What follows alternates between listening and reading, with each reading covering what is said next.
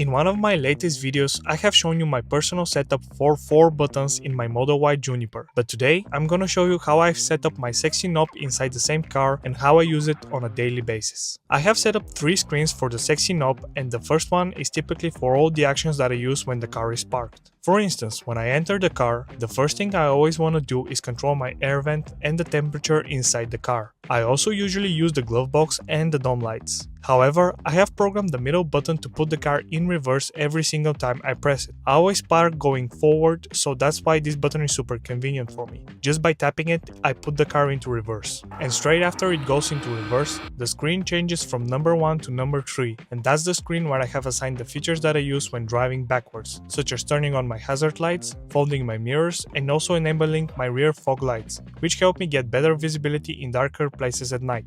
As you can see, I have my middle button set to put my car into drive, something that you're typically gonna do after you end up driving in reverse. And right after pressing that button, my car goes into D, the knob goes into page number 2, and also all the actions that I typically use when I'm driving. The first one is the battery preconditioning, which allows me to manually preheat my battery whenever I'm going to a third-party charging station. The second feature I typically use is the regenerative braking. I usually lower it when I have a passenger inside my car and they do not like the strong regen. I also have a button that toggles my acceleration mode, because sometimes in the city I prefer to drive in chill mode, but outside of the city I always prefer to be in sport mode.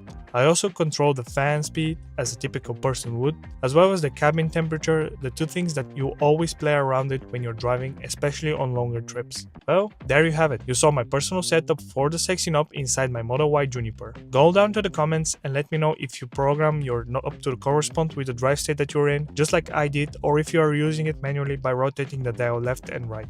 See you in the next one.